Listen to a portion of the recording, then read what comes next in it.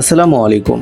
গ্রামের অপূর্ব সুন্দর আঁকাবাঁকা রাস্তা দিয়ে আজকে যাচ্ছি তারাস উপজেলার বুস্তুল গ্রামের শিববাড়ির রহস্যময় সেই বট গাছ দেখাতে। তো চলুন বন্ধুরা, যাওয়া যাক।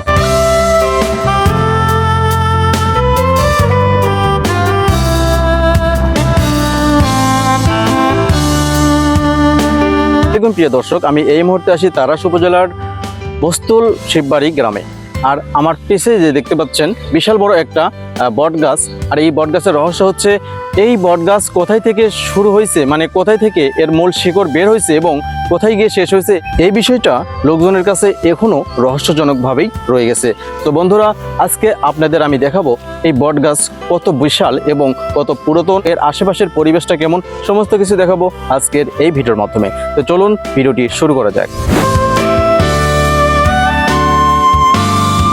খুব ভয়ঙ্কর এবং রহস্যময় এই বটগাছটি দেখলে আপনি সত্যি অবাক হয়ে যাবেন।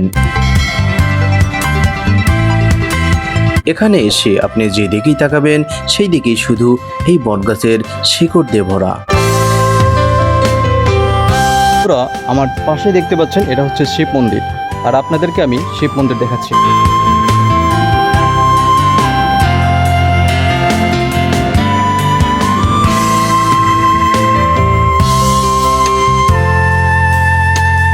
আশেপাশে যত দেখতেছি ততই শুধু বট গাছের শিকড় আর শিকড়। এর শিকড় কোথায় থেকে উঠেছে এবং কোথায় গিয়ে শেষ হয়েছে এখনো রয়েছে, এই রহস্যটা অনেকের কাছেই অজানা।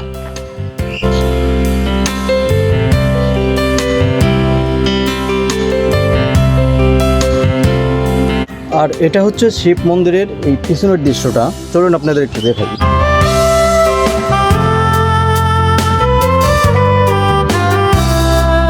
এই বট গাছটির শিকড় খুঁজে পাওয়া এটা আসলেই দুঃসাধ্য ব্যাপার।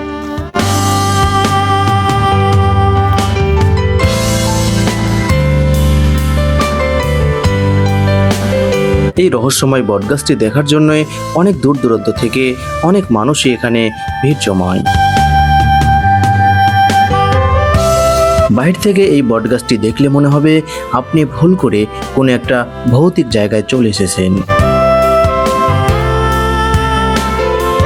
এখানে আসলে আপনি যেদিকেই তাকাবেন সেই দিকেই লক্ষ্য করবেন বটগাছের লম্বা লম্বা শিকড় দিয়ে ভর্তি।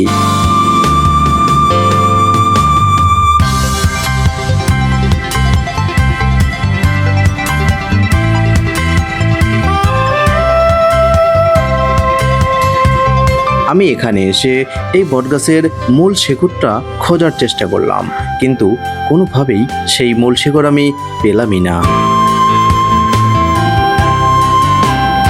আর এই রহস্যময় বটগাছের আসল রহস্য জানার জন্য আমরা স্থানীয় লোকজনের সাথে কিছু কথা বলতে চাই। এখানে স্থানীয় একটা ভাই আসছে এবং স্থানীয় লোকজনের কাছ থেকে শুনবো এই বিশাল বড় এবং পুরাতন বটগাছের এই রহস্যজনক কিছু কথা, এবং এই শিব মন্দিরের ব্যাপারেও কিছু কথা শুনবো এই স্থানীয় লোকজনের কাছ থেকে। দাদা, ভালো আছেন? ইনশাআল্লাহ ভালো আছি। সো আপনার বাসা কি এখানেই? হ্যাঁ, আমার বাসা এখানে। আচ্ছা, আমাকে একটা কথা বলেন, এক তথ্য দেন আর কি। এই যে বিশাল বড় হচ্ছে পুরাতন, এটা তো বট গাছই তো নাকি? হ্যাঁ, বট গাছ। আচ্ছা, এই বট গাছের বয়স আনুমানিক কত হতে পারে? মানে আপনি না জানলে, আপনি হচ্ছে দেখেননি কিন্তু শুনছেন তো, আপনার বাপ দাদারা ওনাদের কাছ থেকে তো শুনছেন, ময়মুরব্বি যারা আছে এই গ্রামের, ওনারা কি বলে আসলে এই বট গাছের বয়সটা কেমন হতে পারে?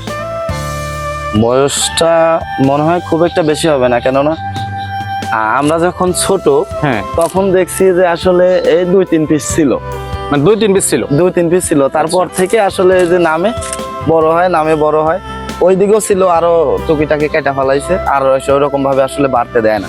আচ্ছা, আর এই যে শিব মন্দির, যে আপনাদের শিব মন্দির, এটা মানে তালা লাগানো দেখতেছি আমি। আপনি এদিকে একটু আসেন।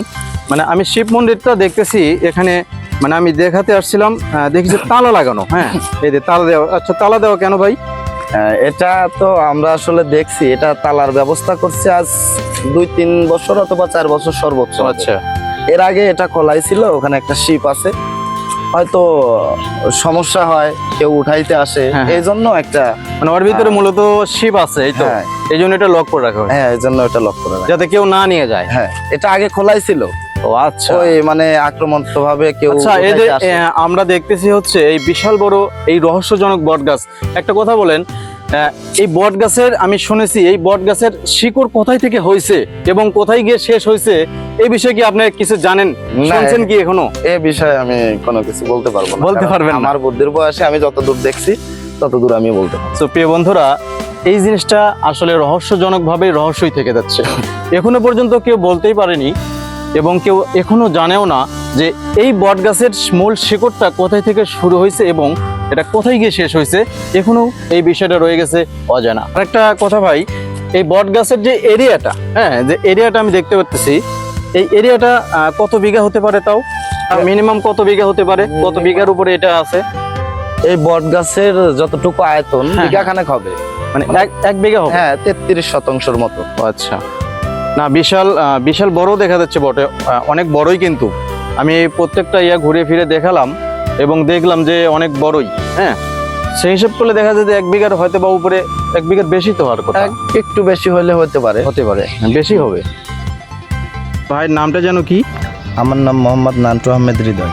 আমি হৃদয় ভাই, ভালো থাকবেন। হ্যাঁ, ঠিক আছে। আমি স্থানীয় এক ভাইয়ের সাথে কথা বললাম এবং হচ্ছে সমস্ত বিষয় কিন্তু আপনাদেরকে আমি শোনালাম। রহস্যময় এই বটগাছটি দেখতে সত্যি অনেক ভয়ঙ্কর লাগে, আর এই ভয়ঙ্কর রহস্যময় বটগাছটি দেখার জন্য অনেক দূর দূরান্ত থেকে অনেক লোকজনই এখানে আসে। তো বন্ধুরা, বটগাছের ভিতরের চারিপাশটা কিন্তু আমি আপনাদের ঘুরিয়ে ফিরে দেখিয়েছি। তো চলুন বন্ধুরা, এবার বাহির থেকে দেখে আসি এই বটগাছের আসল সৌন্দর্য।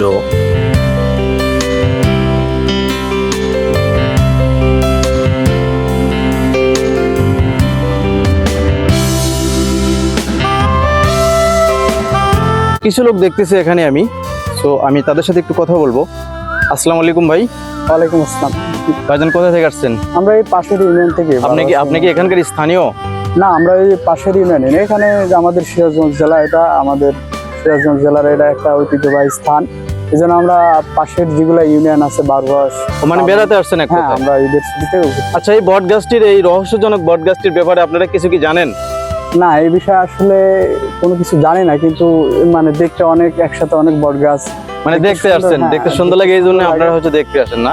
এখানে অনেক লোকজনে আসে, আমিও জানি যে এখানে অনেক লোকজন আসে, কিন্তু প্রচন্ড রোদের কারণে মানে লোকজন আসতে পারতেছে না। সো ভাইজানের নাম কি? আমার নাম তারেক আহমেদ। কোথা থেকে আসছেন আপনি যেন? আমি এই যে পাশের ইউনিয়নে, বারোশ ইউনিয়ন থেকে। বারুহাস না? জি, জি। রহস্যজনক বটগাছের ব্যাপারে এবং শিব মন্দিরের ব্যাপারে আপনাদের যদি কোনো প্রশ্ন থেকে থাকে কমেন্ট করতে পারেন। আর নেক্সট ব্লগ ভিডিও আসতেছে। এখনো যারা চ্যানেলটি সাবস্ক্রাইব করেননি অবশ্যই চ্যানেলটি সাবস্ক্রাইব করে রাখবেন এবং ফেসবুক পেজ থেকে যারা দেখছেন অবশ্যই পেজটি ফলো দিয়ে রাখবেন। আজকে এ পর্যন্তই, সবাই ভালো থাকবেন, সুস্থ থাকবেন, খোদা হাফেজ।